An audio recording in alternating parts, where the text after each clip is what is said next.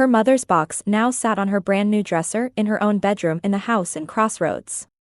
Fiona touched it, smiling a little at the sound of hammering from downstairs. She'd moved in yesterday, in spite of Nolly and Gabe's repeated urging to stay with them until the work was completely finished. Much as she'd appreciated their kindness, she'd given in to the need to be here, on the spot, supervising the renovations. She had a bedroom and a kitchen. At the moment she didn't need anything else. Once she'd found time to paint the room that was going to be her living room, to say nothing of getting some furniture in it, she'd be ready to entertain. She could invite her Flanagan cousins over. The past few days had been busy ones, notable only for the absence of one person. Ted hadn't dropped by again. Maybe he was occupied with township business. Or maybe he'd been as shocked by that moment of rapport as she had been. In any event, it was fine that he hadn't been around. She'd been able to write the incident off as nothing, just a random flare of attraction that she could quickly forget. She had nothing in common with a man like Ted Rittenhouse, and even if she'd wanted it, she had no time in her life for romance. Making a success of her practice had to be the only thing on her mind now, and she'd already made a good start. An invitation had been relayed by Aaron from his wife and had resulted in her first visit to an Amish home. The simple, painted interior with its large, square rooms and handmade furniture had charmed her. When she'd commented on the beauty of a hand-carved wooden rocking chair, young Susie had shrugged off the compliment, saying the chair was for use, not for pretty. She'd been surprised to find Susie already in her 34th week, but she learned that the couple had only recently returned to the family farm after living in an Amish community in Ohio where Aaron was apprenticed to a master carpenter. Susie was healthy, happy and eagerly looking forward to the birth, and especially to having her baby at home. Fiona had come away with a sense of satisfaction that she would provide the kind of birthing experience the couple wanted. And happy that she was wanted and needed, she couldn't deny that. It was a step toward belonging. And another step might be, she lifted the lid on the box, her fingers touching the perfectly matched corners. Here was all she had of the mother she'd never known. An Amish cap and apron, put away never to be worn again. A white baby gown, edged with delicate embroidery. And the patches for a quilt, each one sewn with stitches so tiny they were practically invisible. She carried the pieces to the spool bed, which was her latest purchase, and spread them out, not sure how they were intended to fit together. Each piece was a rectangle composed of smaller square and rectangular pieces in rich, solid colors. The deep pink shade that predominated made her wonder if her mother might have intended the quilt for a daughter. If so, she'd never know. But she could have the quilt. She didn't have the skill to put it together, but the quilters at Ruth's store did. She could imagine it gracing her bed, symbolizing her ties to her new community. She gathered the pieces, slipped them into a bag and went quickly down the steps, greeting the carpenters, amazed as always by how much they'd accomplished. The rooms were taking shape before her eyes, and her dream was closer to reality every day. She hurried over to the general store, eager now to set this project in motion. Ruth looked up when the bell tinkled, but she was busy with a customer, so Fiona waved and went on through to the workroom. Emma Brandt greeted her with a smile, while two older women she hadn't seen before glanced up, nodded and bent over the quilt frame again. "Emma, I'd like to show you something." She approached the quilt frame slowly. It wasn't too late to change her mind, but Emma was nodding. Waiting. Yes? For a moment her hand held the bag shut. This would be the first time she'd shown the quilt squares to anyone, and she felt an odd reluctance to have them out of her possession. Shaking the emotion off, she drew out the fabric squares. "I have these quilt pieces, and I wondered if you'd be able to put them together for me." Emma pushed her glasses into place and took them, turning them slowly in her capable hands. "A log cabin design," she said. "The colors are lovely. This will make a fine quilt for your new bed." She was getting used to the fact that everyone seemed to know everything about her. It seemed the rumor mill was always grinding in Crossroads. Emma could probably tell her where she'd bought the bed and how much she'd paid for it. "That's what I thought, although I don't even know how the squares fit together." She may as well admit her ignorance up front. Emma quickly moved some of the blocks together. The traditional manner would be to arrange them like this, so that the darker colors make diagonal lines across the surface. The quilt seemed to come to life under her hands, and Fiona could visualize it on her bed. Maybe she could find curtains in one of the solid colors. That would be perfect. Do you have time to finish it for me? I'm sure we can. Emma picked up one of the pieces, examining it closely. The workmanship is very fine. Huh. Did you make it yourself? Fiona shook her head. It's all I can do to sew a button on. These were given to me. I was told that my mother made them. Emma's look of sympathy said she understood. Then very special the quilt will be for you. Yes. She willed away the lump in her throat. It will be very special. One of the older women rose from the quilting frame. She walked toward them, her faded blue eyes magnified by the thick glasses she wore. She reached for the quilt pieces, turning them over in work-worn hands. Emma said something in the low German that Fiona had learned was the common tongue of the Amish. For a moment the older woman stood frozen. Then she said something that made Emma give an audible gasp. Their expression startled Fiona. Emma, is something wrong? Emma shook her head, not looking up. Then, so quickly Fiona hardly understood what was happening, all three women folded up their work and scurried away without a word. By evening, Fiona was feeling thoroughly exasperated with all things Amish. Ruth had had no explanation for what happened and seemed as mystified by the women's behavior as Fiona. She'd promised to talk to Emma and try to smooth things over as soon as she could. But that hadn't been the worst of it. The carpenters had left for lunch as usual, but they hadn't come back. They hadn't sent word either. They were just gone, with tools left lying where they'd put them down. Clearly she'd offended someone, but how, she didn't know. She'd have been happy to apologize for whatever it was, but since she couldn't get in touch with any of them, that was impossible. She walked slowly from one unfinished room to another. What if they didn't come back? Panic touched her. Would she be able to find someone else to finish the work? She pulled her cardigan tighter around her. She'd had her share of feeling isolated and helpless in her life, and she didn't like the sensation. A knock on the door came as a relief. At last, maybe someone was coming to explain. She yanked the door open to find Ted on her porch, frowning down at her. We have to talk, he said. She nodded, stood back for him to enter, and gestured down the hall. Come back to the kitchen. It's the only finished room downstairs. She followed him down the hallway, his tall frame blocking out the dim light she had left on in the office. Reaching the kitchen, she switched the light on and the room sprang to life. Originally it had been one of those huge, inconvenient rooms that had probably given the cook fallen arches, but at some point it had been renovated. Now the stove, sink and refrigerator made a convenient work triangle, and her few dishes were arranged in the closest of the glass-fronted cabinets. She started to offer Ted a seat, but he'd already planted large fists on the round pine table. And he didn't look as if he planned to sit down and relax anytime soon. He wore jeans and a blue sweater that made his eyes even bluer, but from the way he leaned toward her, he didn't seem any less intimidating than when he wore the uniform. He didn't need to glare at her as if she'd committed a cardinal sin. A little flare of anger warmed her. You may as well stop looking at me that way. I've obviously made a mistake and offended someone, but I don't have the slightest idea what I've done. She folded her arms.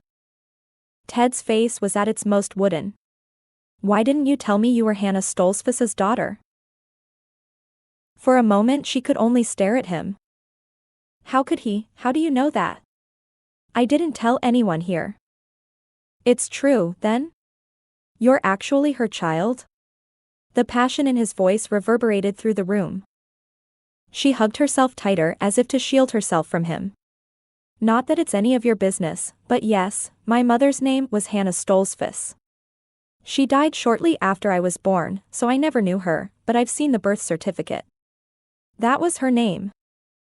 His jaw seemed to harden, if that was possible.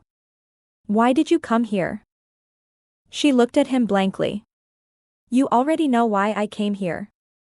To open my practice. What on earth is going on? Why did those women walk out of Ruth's today after they saw my quilt pieces? Why did the carpenters leave? You really don't understand, do you? Frustration edged his tone. Understand what? She had plenty of her own frustration to go around. Why is everyone talking in riddles? All right. No riddles. His hands pressed against the table so hard it might collapse under his weight. Just straightforward English words. Emma Brandt is the younger sister of Hannah Stolzfus. And the older woman who looked at those quilt pieces and recognized them is her mother, Louise Stolzfus. Her mother, Louise Stolzfus. My grandmother. She could say the words in her head, but not out loud. She tried to stop the inward shaking that she couldn't let him see. I didn't know. She spaced the words out clearly. Don't you understand? I had no idea anyone would recognize those quilt pieces. No idea that Emma Brandt was any relation to my mother. No idea that my mother's family was even still around here. Ted obviously wasn't convinced. He straightened, folding his arms. Do you expect me to believe that? I don't expect anything of you. She snapped the words and immediately regretted it. Getting angry at Ted wouldn't help matters any. Please, Lord, help me deal with this, with him, in the right way. Look, I'm sorry. She thrust her hand into her hair, shoving it back from her face. Can't we talk about this sensibly, instead of sniping at each other? His eyes were watchful, but he jerked a reluctant nod. All right. Talk. She frowned, trying to get her mind around everything he'd said. Are you sure about this? Emma is surely too young to be my mother's sister. Maybe it's a different family altogether. Some of the harshness seemed to go out of his face. I'm sure. Amish families are often spread out over a lot of years. Hannah was the eldest, 15 years older than Emma, who is the youngest. I see. She had to admit he seemed sure of his facts. Even if what you say is true, I'm not sure what all the fuss is about. I'm sorry for startling them with the quilt, and obviously I'll get someone else to finish it for me. And you think that will resolve the problem? He looked at her as if she were a creature from another planet. The anger flickered again, but under it was a desolation she wouldn't give in to. I don't know what else I can do or say. I didn't come here looking for my mother's family, and I don't particularly want anything to do with them. Maybe we can just chalk it up to an unfortunate coincidence and get on with our lives. Ted had to remind himself that a city-bred creature like Fiona had no idea what she was talking about when it came to family relationships in a place like Crossroads. He'd pity her, if her coming wasn't creating such a problem for people he cared about, people he had to protect. Did you actually think you could come here and not run into your mother's family? Why else would you pick Crossroads Township to settle in, if not to find them? She shrugged, hugging her slim frame as if she needed protection from him. Her face was very pale, but her gray eyes blazed with life. With anger, probably aimed at him. I came to this area because it had a need for nurse midwives, that's why. And because I wanted to get to know the Flanagans, my father's relatives. I didn't have any ulterior motives, and I certainly have no desire to intrude on my mother's family. Why not? He shot the question at her. You admit you came to get to know your father's family. Why not your mother's? Her lips tightened into a firm line. She was probably thinking this wasn't his business, but he intended to know the truth if he had to stand here all night. Because they rejected her. The words burst out of her. My mother. They turned away from her because she married an outsider. Why would I want a relationship with them now? They haven't bothered about me all these years. That's not how it was. He remembered all he'd heard, all he'd known. She's the one who left. She deserted them, not the other way around, and they've never recovered from that. How do you know so much about it? Suspicion edged her tone. Emma had only been 3 when her sister left, but she'd remembered how her mother had aged overnight, how all the happiness seemed to go out of the house with Hannah. And he remembered how she'd cried in his arms when she told him she couldn't do the same thing to her parents that her sister had done. He stiffened. Some things Fiona didn't have the right to know, especially that. "It's a small community," he said. "I don't think you realize how small. I've been a friend of the family for a long time. I know how much the Stolzfus family grieved when Hannah left. I don't want to see them hurt again. I don't want to hurt them. I don't want to have anything to do with them."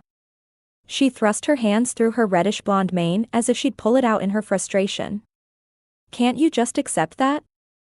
He watched her steadily, trying to read the truth in those gray eyes. Did she really believe what she was saying? "No," he said slowly. "I can't accept that.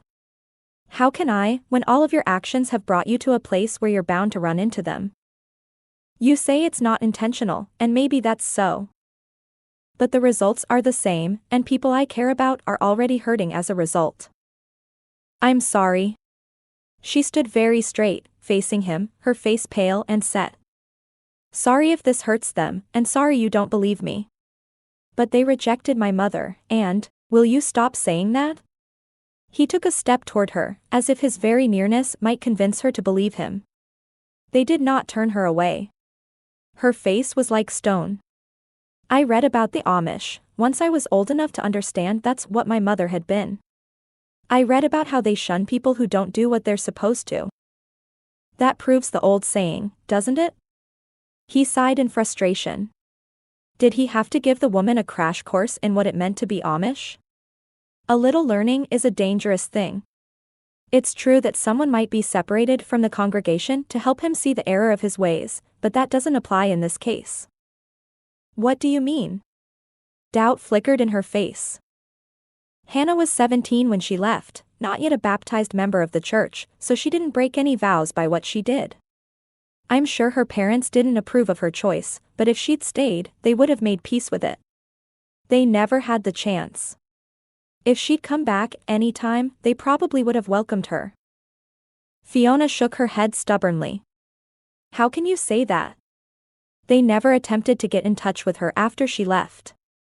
And after she died, they never tried to find me.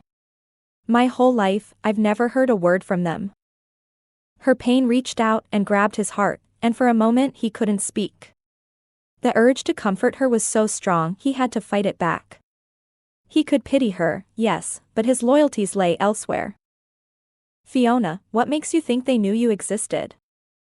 He saw that hit her, saw the doubt and pain in her eyes, and thought he'd be a long time regretting that he'd put it there. But it had to be done.